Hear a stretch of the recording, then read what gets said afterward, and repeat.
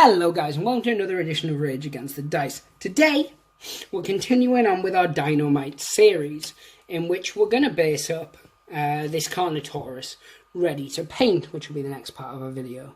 So I'm going to start by putting some super glue on the base and then just putting on a little bit of slate. Now with my slate, I don't buy slate from shops or anything like that. All I do is I either buy roofing tiles or I buy really cheap slate ornaments and things. You get them, they're like banners and you'll see them hanging where it'll say like "We love our home" or something preposterously stupid like that. And I just buy those and then I bash them to bits with a hammer. They break off into really huge chunks. I put those in one tub and then I collect the dust and little fragments and I mix them in with my sand to give a complete different kind of look and feel. So I've just glued that on. What I'm going to do next is I'm going to take textured paint, Games Workshop textured paint, and I'm going to cover the whole of the base. I'm going to go, just put a load on and then I'm going to sculpt and mould it as I'm going about this. You can use this, you can use one of the other textured paints, it's absolutely fine with what you want. If you want to use PVA and sand, I am going to show you how to do that next. So you can just copy the PVA and sand idea if you prefer to do that instead. If, like me, you want to make up your own textured paint, as you've probably seen in some of my other videos, I've got a big tub of the stuff made up. I actually got the recipe and saw a video on how to do it from Luke's Affordable Paint Service. And I will link that video in the description below because I think it's fantastic and it saves me a whole bunch of money. So what I'm going to do now is I'm just going to use an activator to seal this rock. And you can use a spray activator, but I'm actually just using baking soda. And all you do is you get the baking soda and you put it on the PVA'd area. Kind of textures it, which is why I like using it for bases. But if you're going to use it on a model, you can just file it down afterwards. And so now that stone should be completely stuck on. And it's also dry enough that I can work around the area with it. Now what I like to do first, because these pots are notoriously horrible to get the paint out of, is I use one of these, which is just a sculpting tool. And I just scoop out big lumps like this. And I slap it on the base. And as I said, I don't particularly like to be sort of careful with it, especially if you paint something like this. Now, a Carnotaurus weighed a hefty amount, so they think. And with that, it means that he probably would have sank into the ground a bit, because unlike, say, you or I, we don't weigh that much, theoretically, depending on who's watching, and we don't sink into the ground that much. But a giant Allosaurus, T-Rex, Carnotaurus, Triceratops, Giganotosaurus, etc. would absolutely sink into, especially if you're going for like a mud type effect. So I like to be a bit sloppy with it, and then I don't mind if I get it on the feet of the dinosaur. What I can do is I can just scrape off the bits that are too high up so that it still looks realistic and like the dinosaur has stepped on something. So like I said, I'm just slopping it in here. I was going to do this as like a time-lapse thing and then just put the words over it, so I was saying what I was doing and stuff like that, but I figured I'm lazy and I don't like video editing. So yeah, you just have to listen to me, unfortunately, guys.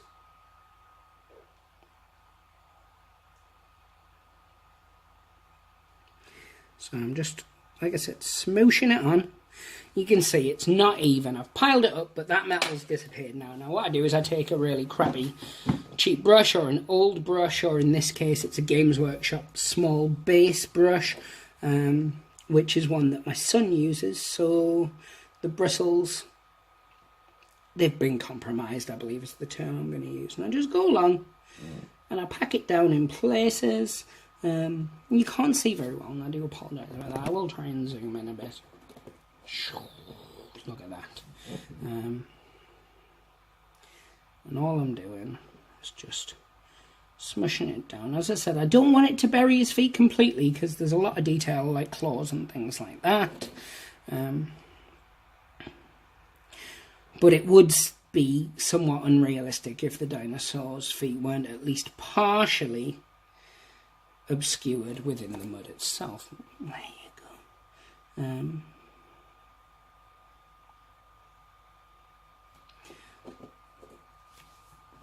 And if you're feeling really, really fancy, especially if you are painting something like a dinosaur or something like that, and you want to take another model and maybe add some footprints or something, so all I do is I wipe around the base.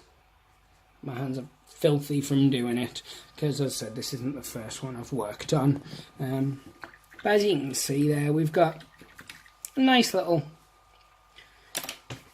sort of covering all over the base. It covers the metal. It's a bit up the foot, and that's fine, because as I said, that's what we want it to do. It's got the rock on there. What I then like to do, as I said, is I like to get my big box of sand, and you can see down in that corner there's loads of little pebbles and bits like that. Just get a couple, and I pop them in, smush it in. You want it to go as deep within it, because you don't want it to look like rocks that have been placed on the top. You want it to just look like part of the ground. And I do this with like 2 or 3. And sometimes I'll stick it down with glue. Sometimes I'll just sculpt, like here, I'll just sculpt this kind of up over it. Sometimes I'll add a bit extra and things like that. And when that dries, it should hold it in place.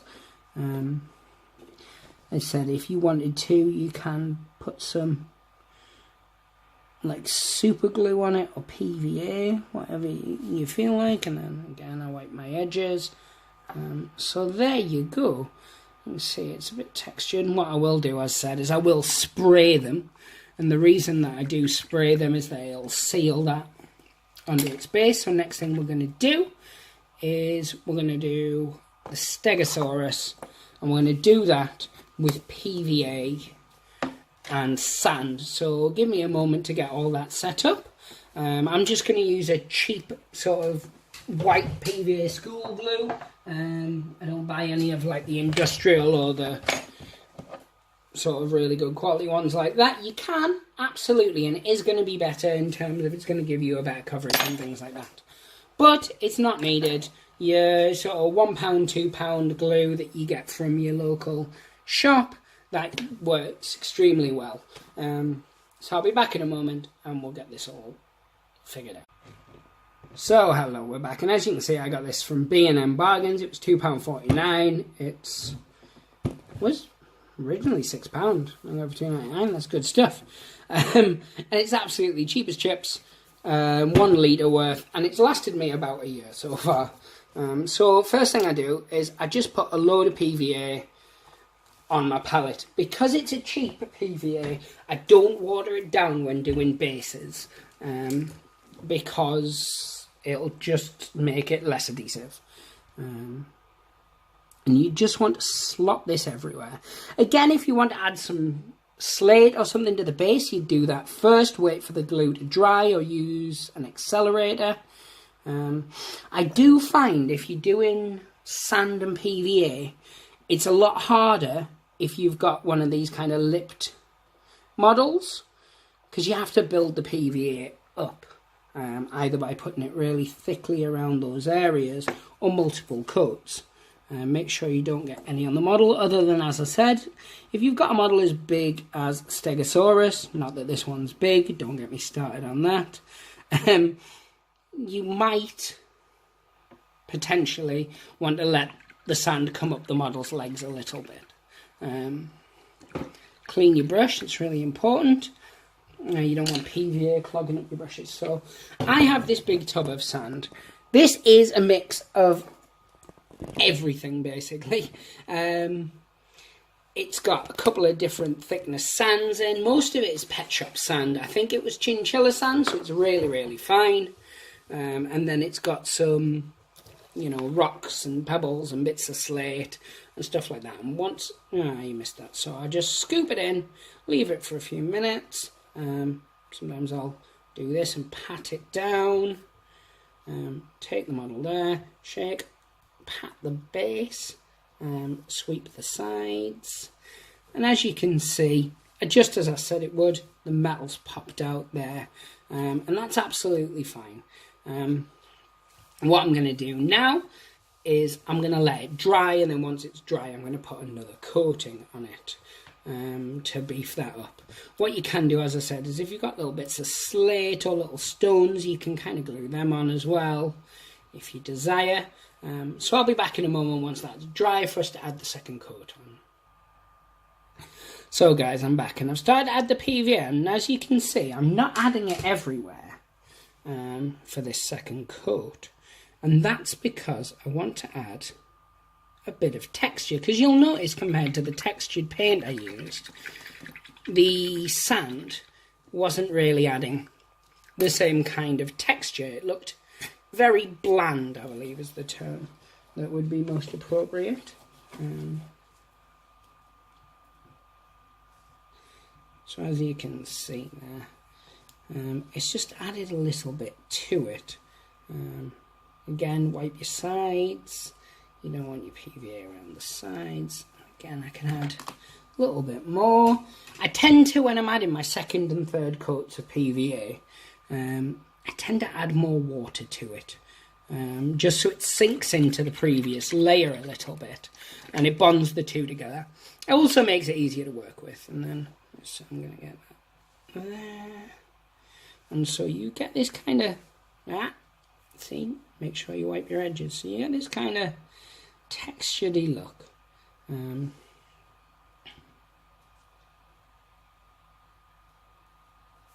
If you've got something like right there, you can see I've got a little stone in there. All I'm going to do is I'm going to put some very watered down PVA over the top of it. Just to kind of hold it in place. And then you can add some little more bits there. So there you have it.